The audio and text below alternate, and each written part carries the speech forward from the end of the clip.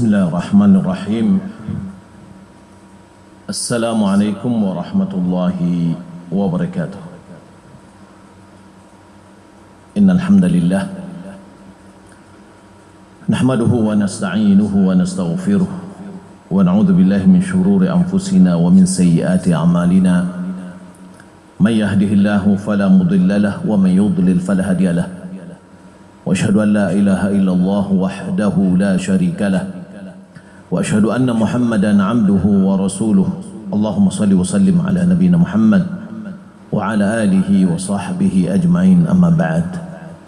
Kaum muslimin dan muslimat jamaah Masjid Raya yang dimuliakan Allah Subhanahu wa taala. Alhamdulillah, kita memuji dan memuja Allah atas segala nikmat yang Allah karuniakan. Kenikmatan yang tidak henti-henti diberikan, tiada lain bagi kita adalah mensyukuri atas segala nikmat. Salat dengan salam semoga dianugerahkan Allah Subhanahu wa taala kepada Nabi kita Muhammad sallallahu alaihi wasallam. Allahumma shalli ala Muhammad wa ala ali Muhammad. Kita berada pada pertengahan bulan Dzulqa'dah. Tidak lama lagi kita dihadapkan dengan sebuah ibadah yang mulia. Ibadah yang merupakan syiar dari Islam. Ibadah itu yang merupakan bukti cinta kita kepada Allah Subhanahu wa taala. Sebab tidak ada cinta kecuali perlu pengorbanan. Ibadah itu yang sering kita dengar adalah ibadah kurban. Namun di dalam bahasa Arab namanya adalah udhiyah. Dia merupakan syiar Islam yang agung. Dia merupakan salah satu bentuk ketaatan yang bisa mendekatkan diri kita kepada Allah. Kurban ini merupakan syiar dari keikhlasan kita beribadah kepada Allah semata. Jalankan perintahnya, menjauhi larangannya. Maka datanglah syariat dalam Islam untuk kita berkorban. Di mana hal ini telah dibuktikan oleh Nabi kita Ibrahim alaihissalam, bentuk ketaatannya kepada Allah Subhanahu wa taala, di mana dia diperintahkan untuk menyembelih anaknya sendiri. Dia tidak pernah membangkang, dia tidak pernah mengatakan tidak, akan tetapi dia menjalankan perintah yang telah perintahkan oleh Allah kepadanya. Udhiyah atau kurban itu maknanya adalah hewan ternak yang kita sembelih pada Idul Adha dan hari-hari tasyrik. Binatang ternak yang maksud di sini adalah unta, jenis sapi dan jenis kambing. Hal ini telah ditunjukkan dalam Al-Quran. Allah Subhanahu wa taala berfirman, fasalli li rabbika wanhar, maka salatlah untuk Rabbmu dan sembelihlah. Adapun sunnah Nabi SAW bahwasanya beliau sendiri telah berkorban setiap tahunnya, dan beliau mengatakan, man dzabaha ba'da salati tamma nusukum, siapa yang menyembelih setelah salat maka ibadahnya telah sempurna. Wa asaba sunnatal muslimin, dan dia telah tepat melakukan sunnah kaum muslimin. Dan kaum muslimin telah sepakat disyariatkannya korban ini, dan dia merupakan bentuk salah satu syiar dari syiar agama kita. Kaum muslimin yang muliakan Allah Subhanahu wa taala, apa hukum dari korban itu? Apakah dia wajib atau dia sunat? Terjadi perbedaan pandang ulama dalam masalah ini. Mayoritas ulama berpendapat bahwa kurban itu hukumnya sunnah muakkadah. Tidak hanya sebatas sunnah saja, tapi meningkat kepada sunnah muakkadah. Dia nilainya sunat tapi ditekankan bagi orang yang mampu. Hal ini berdasarkan hadis Ummi Salamah radhiyallahu taala anha. Dia mengatakan, idza dakhalatil ashr wa arada ahadukum ay yudhi fala yamassa min sya'rihi wa basharihi syai'ah. Nabi SAW bersabda, apabila 10 telah masuk, yakni 10 pertama dari bulan Dzulhijjah sudah datang. Dan salah seorang di antara ingin berkorban, maka jangan dia sentuh dari rambutnya dan badannya. Maksudnya adalah kukunya. Di sini disebutkan ingin berkorban. Berarti ini menunjukkan bahwa dikembalikan kepada keinginan seseorang. Dan ini bermakna tidaklah wajib. Akan tetapi sebagian dari pendapat ada yang mengatakan wajib. Mereka berdalihkan dengan hadis Nabi sallallahu alaihi wasallam, ala ahli kulli baitin udhiyah. Diwajibkan kepada setiap kepala keluarga untuk berkorban. Yang kedua adalah hadis Nabi sallallahu alaihi wasallam, man wajada sa'atan wa lam yudhi fala yaqrabanna musallana. Siapa yang mendapatkan kelapangan rezeki lantas dia tidak berkorban, maka jangan mendekati tempat solat kami. Maka seakan-akan ini adalah ancaman dari Nabi SAW bagi orang yang mampu lalu dia tidak berkorban, jangan hadir solat berjamaah. Maka kombinasi antara dua dalil ini, maka pendapat jumhur ulama mengatakan bahwa dia adalah sunnah, tapi bagi orang yang mampu jangan sempat ditinggalkan. Kalau kita lihat dalam bentuk kehati-hatian seorang muslim, maka selama dia mampu, janganlah dia meninggalkan kesempatan ibadah korban. Kalaulah seandainya korban itu merupakan bentuk syukur kita kepada Allah atas segala nikmat yang Allah berikan selama 1 tahun. Kalau kita lihat dalam ayat, inna a'tainakal kautsar, sesungguhnya kami telah memberikan kepadamu nikmat yang banyak. Fashalli li rabbika wanhar, maka solatlah untuk Rabbmu dan sembelihlah. Yani solat yang kita kerjakan salah satu bentuk syukur kita kepada Allah atas segala nikmat yang Allah berikan, dan begitu juga dengan korban.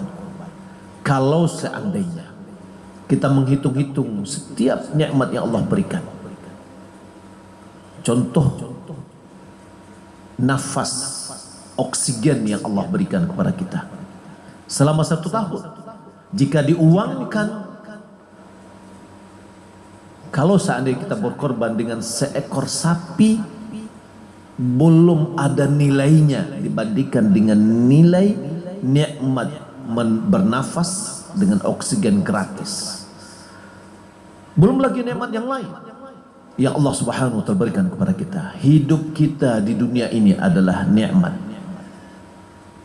Karena orang mukmin yang masih hidup, dia bisa beramal, dia bisa mendapatkan pahala. Walaupun dia sakit, itu akan bisa menghapus dosa-dosanya dan menambah pahalanya. Maka kalau seandainya korban yang kita lakukan ini adalah dalam rangka bersyukur kepada Allah atas segala nikmat yang Allah berikan, maka tepatlah bahwa setiap kepala keluarga dari rumah tangga untuk berkorban, dia dan keluarganya. Kaum muslimin dan muslimat yang dimuliakan Allah Subhanahu wa taala, apa syarat dari binatang korban yang akan kita lakukan? Ada beberapa syarat yang harus kita penuhi agar korban kita itu menjadi korban yang sah. Yang pertama adalah hendaklah dia ada berupa binatang ternak, bahimatul an'am. Yang dimaksud dengan bahimatul an'am adalah onta, jenis sapi, termasuk di situ ada kerbau. Ulama menjeniskan dia, menggolongkan dia dengan jenis sapi, kemudian jenis kambing. Kemudian yang kedua, hendaklah cukup umur. Cukup umur, kalau onta adalah 5 tahun, sapi adalah 2 tahun, kambing adalah 1 tahun, dan apabila dha'an, yakni kambing biri-biri, maka dia bisa umur 6 bulan. Maka ini perlu kita perhatikan. Apalagi terkadang bagi orang-orang pedagang hewan, dia tidak menghiraukan cukup umur atau tidak. Terkadang bagi mereka adalah bagaimana dagangannya laris. Maka oleh karena itu panitia pelaksana kurban harus memastikan bahwa hewan yang akan disembelih cukup umur agar korban kita menjadi sah. Kemudian yang ketiga, hendaklah korban itu atau binatang korban itu selamat dari cacat yang bisa menjadikan korban kita tidak sah. Ada 4 cacat yang telah dikategorikan oleh Nabi SAW sebagai penghalang dari korban. Yang pertama adalah buta sebelah, celek. Maka itu tidak menjadikan korban kita menjadi sah, ini membatalkan korban. Yang kedua adalah pincang. Yang ketiga adalah sakit yang betul-betul kelihatan sakitnya. Di antara tanda sakitnya adalah tidak mau makan misalkan. Yang keempat adalah kurus kering yang hanya meninggalkan tulang. Kalau kita bawa ke logika kita ingin baragih kepada Allah, kita ingin memberi kepada Allah, maka hendaklah kita memberikan yang terbaik. Jangan barang yang tidak bisa kita jual, barang yang tidak bisa kita pakai, barang sebenarnya tidak bisa kita lakukan untuk diri kita sendiri, lalu kita berikan kepada Allah. Sementara kita ini adalah memberi kepada Allah Subhanahu wa taala. Kemudian syarat yang keempat adalah hendaklah kita menyembelihnya pada waktu yang telah ditentukan. Kapan waktu ditentukan? Mulai dari setelah solat Id pada tanggal 10 sampai hari terakhir tasyrik sebelum terbenamnya matahari. Kemudian penyembelihan yang terbaik adalah orang yang menyembelih itu adalah orang yang berkorban. Jika seandainya dia mampu untuk melaksanakan dan dia mengetahui hukum-hukum dari sembelihan. Kalau seandainya dia tidak mampu, maka bisa digantikan oleh orang yang mampu untuk menyembelih dengan baik. Kemudian hendaklah dia memperhatikan adab-adab sembelihan dan syarat-syarat sembelihan yang sah. Kurban yang kita lakukan, hendaklah kita memilih korban yang terbaik itu adalah seekor kambing untuk satu orang, atau yang pertama seekor onta untuk satu orang, yang kedua seekor sapi untuk satu orang, yang ketiga satu ekor kambing untuk satu orang. Itu yang terbaik, urutan yang terbaiknya. Kemudian baru 1/7 dari onta dan 1/7 dari sapi. Kemudian dari hewan itu sendiri yang terbaik adalah yang paling gemuk, yang paling banyak dagingnya sehingga bisa memberikan manfaat kepada yang lain. Kemudian juga yang paling indah kelihatan, karena kalau kita lihat adalah kita ingin memberikan yang terbaik. Kemudian ketika kita menyembelihnya yang terbaik adalah kita lakukan pada tanggal 10 Dzulhijjah. Kenapa? Karena 10 Dzulhijjah adalah termasuk hari-hari kata Nabi SAW, "Ma min ayyamin al-amalu salihu fiha ahabbu ila Allah min hadhil ayyamil ashr." Tidak ada hari-hari di mana amal soleh di dalamnya lebih dicintai oleh Allah Subhanahu wa taala daripada hari yang 10 ini. Maka tanggal 10 adalah bagian dari 10 hari Dzulhijjah. Maka ibadah yang terbaik kita lakukan adalah berkorban. Kemudian daging yang kita dapatkan dari korban, sepertiganya untuk orang berkorban, sepertiganya kita sedekahkan, dan sepertiganya kita hadiahkan. Apa perbedaan sedekah dengan hadiah? Hadiah boleh kepada orang kaya, ke relasi-relasi kita, dan sedekah adalah kepada orang fakir miskin. Kemudian yang perlu kita ingatkan bahwa daging korban itu tidak boleh kita jadikan sebagai upah di dalam menyembelih, dan termasuk kulitnya tidak boleh kita jual dan kita bagikan uangnya. Apa bedanya antara daging dengan kulit? Kalau seandainya dagingnya kita jual tidak boleh, kemudian uangnya kita bagi. Begitu juga dengan kulitnya, karena dia adalah bagian dari hewan kurban. Akan tetapi apabila kita memberikan kepada beberapa orang kulit ini, lalu orang yang menerimanya menjualnya, itu terserah dia. Karena yang tidak boleh itu adalah orang yang berkorban menjual bagian dari hewan korbannya, baik dia adalah pelaku langsung atau yang mewakili, sebagaimana juga panitia adalah wakil dari orang yang berkorban.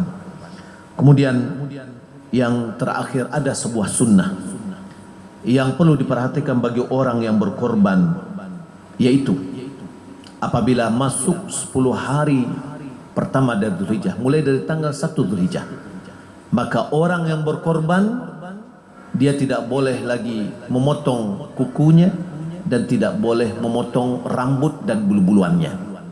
Sebagaimana sabda Nabi SAW, "Idza ra'aitum hilala Dzulhijjah," apabila kalian telah melihat hilal Dzulhijjah, "wa arada ahadukum an yudahhi," salah seorang di antara ingin berkorban, falyumsik an sya'rihi wa adfarihi, hendaklah dia menahan dirinya dari menggunting rambutnya dan kuku-kukunya.